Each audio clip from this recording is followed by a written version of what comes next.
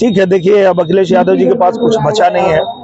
अब सिर्फ अखिलेश यादव जी हो गए, हमारे राहुल गांधी जी हो गए, ये लोग सिर्फ इनके पास बचा है कि हमारे देश की जितनी उपलब्धियां हैं, आज गोरखपुर जिस तरह से चमक रहा है, मुझे लगता है कि हम लोग जब मुंबई में शूटिंग करते थे तो हमको लगता था कि सपनों की नगरी मुंबई है, पर पूजनीय महाराज जी ने गोरखपुर को इतना सुंदर बना दिया है कि लगता है कि हम मुंबई के बाहर नहीं, हम मुंबई में है, ऐसा लगता है गोरखपुर जाने पे।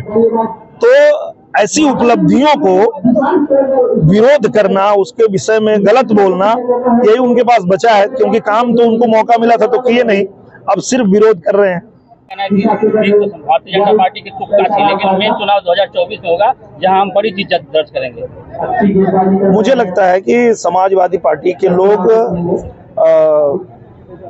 उपचुनाव में देख चुके हैं कि जनता का मन कैसा है और जनता क्या चाहती है, क्योंकि मौका दिया था समाजवादी पार्टी को, ऐसा नहीं है कि उनको मौका नहीं मिला था, और सीधे सीधे उनके राष्ट्रीय अध्यक्ष को मौका दिया था आजमगढ़ ने कि आप हमारे सांसद बनिए और आप आजमगढ़ का विकास करिए। पर मैं खेद के साथ बताना चाहूंगा कि जो विकास के लिए यहाँ पे एक मीटिंग होती है, वो एक मीटिंग तक नहीं कर पाए 3 साल में कि क्या विकास हुआ, जो कार्य आया था वो कितना हुआ, कितना बाकी रहा।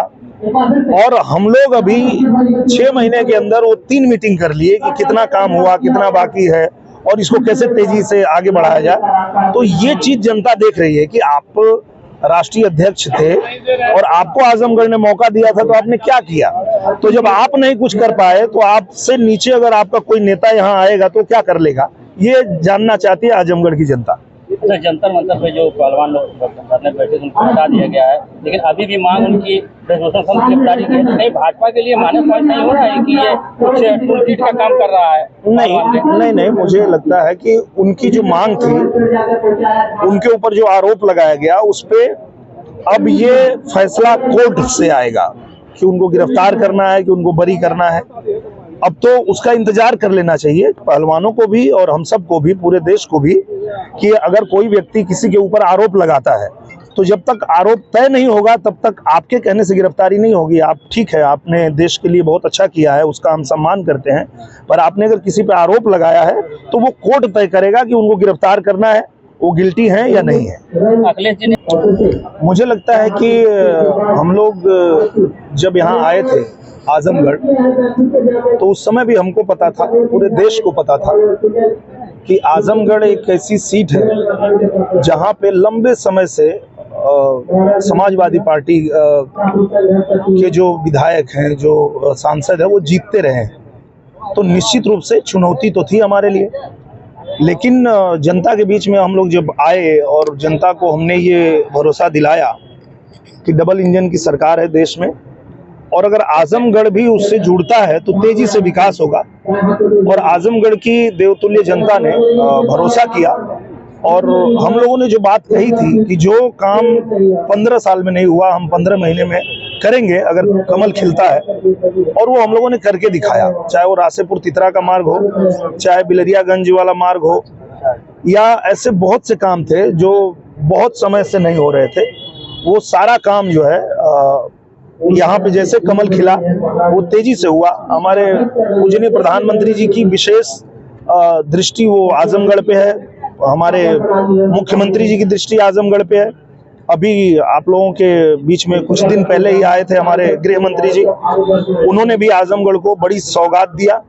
और आने वाले समय में जो 6 महीने का समय और है हम लोगों के पास, तो इसमें भी मेरा प्रयास यही है कि मैं केंद्रीय मंत्रिमंडल से ज्यादा मंत्रीगण को आजमगढ़ ला सकूं, और आजमगढ़ में जो और भी विकास की प्रक्रिया है उसको आगे बढ़ाया जा सके। बदनामी करा के आए, अमेरिका गए, वहाँ भी विवादित बयान दे रहे हैं, और उनके जो आयोजक हैं सब कश्मीर को हटाने वाले हैं, मतलब कश्मीर का जो विरोध करने वाले हैं वही वहाँ कार्यक्रम के आयोजक हैं। क्या कहें? मैं यही कह रहा हूँ कि ये विपक्ष के जो लोग हैं, ये मोदी जी का विरोध करते करते कब देश के विरोध में उतर जाते हैं उनको पता ही नहीं चलता है। प्रॉब्लम यही है कि आप मोदी जी का विरोध करिए, आप भाजपा का विरोध करिए, पर आप विरोध करते करते आपका स्तर इतना गिर जाता है कि आप देश के विरोध में बात करने लगते हैं। यही उन लोगों को समझ नहीं है। 24 की लड़ाई को किस तरह देख रहा है? विपक्ष एकजुट हो रहा है, 12 तारीख को जून में पटना में बड़ी रैली हो रही है विपक्षी दलों की। मुझे लगता है कि पूरा देश जानता है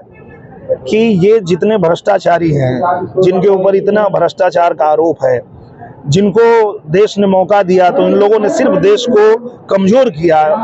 तो ऐसे लोग इकट्ठा हो रहे हैं एक ऐसे व्यक्ति को रोकने के लिए जो पूरे दुनिया में भारत का नाम रोशन कर रहे हैं, भारत को मजबूत कर रहे हैं। ये राजनीति जो होती है वो वर्चस्व के लिए होती है, जहां तक मुझे समझ आता है। कोई चाहता है कि उसके दल का वर्चस्व हो जाए, उसके जाति का वर्चस्व हो जाए।